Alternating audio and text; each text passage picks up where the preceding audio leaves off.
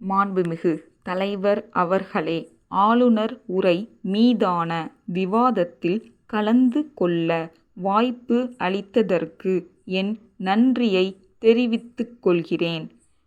முதலாக மின்சாரத்தை பொறுத்தவரையில் விவசாயத்திற்கு கொடுக்கப்படுகிற நிலை இன்னும் சிறிது மாற்றப்பட வேண்டும் என்று சொல்லிக்கொள்ள விரும்புகிறேன். குறிப்பாக மின்சார பம்பு செட்டுகளுக்கு மனுக்கள் போடப்பட்டால் அந்த மனுக்கள் ஒவ்வொரு அலுவலகமாக சென்று விவசாயத்தை பொறுத்தவரையில் மின்சாரம் பெறுவதற்கு 2 ஆண்டுகள் ஆகிவிடும்.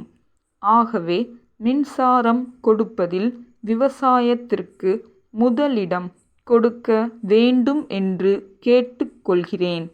ஒரு விவசாயி தன் கிணற்றுக்கு மின்சாரம் கொடுக்க வேண்டும் என்று மனு போட்டால் குறைந்தது 3 அல்லது 4 மாதங்களில் கிடைக்க வழிவகை செய்ய வேண்டும். மின்சாரம் கிடைக்காமல் ஆயில் இன்ஜினை வாங்கி வைத்து 2 ஆண்டுகளுக்கு பிறகு மின்சாரம் பெற்று ஆயில் இன்ஜினை விற்கும் பொழுது மதிப்பிட முடியாத நஷ்டம் ஏற்படுகிறது. ஆகவே ஒரு மனு போட்டால் தங்களுக்கு இவ்வளவு நாளில் மின்சாரம் கிடைக்கும் என்று பதில் சொல்லும் நிலை ஏற்பட வேண்டும். அவர்கள் மனு போட்டு 2வது முறையாக சென்று கேட்கும் போது மனு வரவில்லை என்று கூறுகிறார்கள். ஒரு சில இடங்களில் இம்மாதிரி நடக்கிறது. தமிழ்நாட்டை பொறுத்தவரையில் நில சீர்திருத்த சட்டம் நல்ல முறையில் அமுலாக்கப்பட்டிருக்கிறது. நிலம் வைத்திருப்பவர்களுக்கு மட்டும் நில சீர்திருத்த சட்டம் இருக்கும்போது நகர்ப்புற சொத்துக்கு ஏன் உச்சவரம்பு விதிக்கக்கூடாது என்று கேட்க விரும்புகிறேன். நகரத்தில் ஒருவர் எவ்வளவு சொத்து வேண்டுமானாலும் வைத்துக் கொள்ளலாம் என்று இருக்கும்போது நிலத்திற்கும் மட்டும் உச்சவரம்பு இருக்கிறது. நகர்ப்புற சொத்துக்கும் உச்சவரம்பு விதிக்கப்பட வேண்டும். நிலத்தை பொறுத்தவரையில் ஒரு குறிப்பிட்ட வருவாயை பெற முடிவதில்லை. ஒரு ஆண்டிலே ஒன்றுமே கிடைக்காமல் போகலாம். இன்னொரு ஆண்டிலே கொஞ்சம் கூடுதலாக கிடைக்கலாம். ஆனால் நகர்ப்புறங்களிலே ஒரு குறிப்பிட்ட தொகை கிடைத்து வருகிறது. இதை கருத்தில் கொள்ள வேண்டும் என்று கேட்டுக்கொள்ள விரும்புகிறேன்.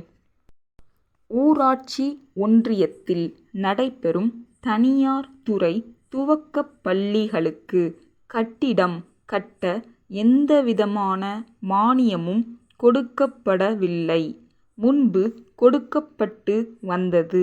தனியார் துறை பள்ளிகள் நமது பள்ளிகளை விட சிறந்த முறையில் நடைபெற்று வருகின்றன. ஊராட்சி மானியம் கொடுக்காவிட்டாலும் பரவாயில்லை. கிராம வளர்ச்சி திட்டத்தின் கீழ் கொடுக்கப்படும் மானியத்தை இந்த பள்ளிகளுக்கு கொடுத்தால் நல்லது. அவர்கள் கட்டிடம் கட்டிக் கொள்ள தயாராக இருக்கிறார்கள். கல்வி என்பது எல்லோருக்கும் பொதுவானது. தனியார் துறை பள்ளிகளுக்கு மட்டும் அந்த மானியத்தை வழங்காமல் இருப்பது சரியல்ல. அந்த மானியத்தை வழங்குமாறு கேட்டுக்கொள்கிறேன். கோவை மாவட்டத்தை பொறுத்தவரையில் கோவையில் விவசாய பல்கலைக்கழகம் ஒன்று ஆரம்பிக்கப்பட இருக்கிறது.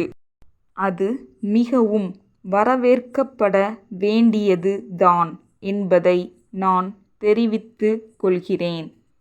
சென்னை குரு கூட்டமைப்பிலிருந்து சேலம் திருவாளர்கள் கருணா கூட்டமைப்புக்கு எழுதும் கடிதம்.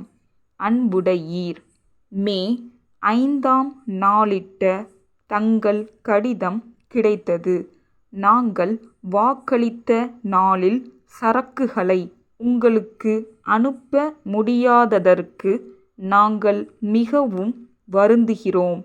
ஒப்பந்தக்காரர்கள், தொழிலாளர்கள் மற்றும் எங்களுடைய மேற்பார்வை அலுவலர்களுடைய ஒரு பகுதியினரும் திடீரென வேலை நிறுத்தம் செய்ததால் எங்களுடைய தொழிற்சாலையில் ஏப்ரல் 10 முதல் ஒரு வாரம் உற்பத்தி முழுமையாக முடக்கப்பட்டது. ஏற்கனவே பெறப்பட்ட கேட்பானைகளுக்காக எங்களுடைய இருப்பில் உள்ள சரக்குகள் ஒதுக்கப்பட்டுள்ளதால் குறிப்பிட்ட காலத்திற்குள் உங்களுக்கு சரக்குகளை அனுப்பி வைக்க இயலாமல் போய்விட்டது.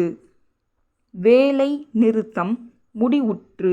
உற்பத்தி ஏப்ரல் 20 மறுபடி துவங்கி உள்ளது.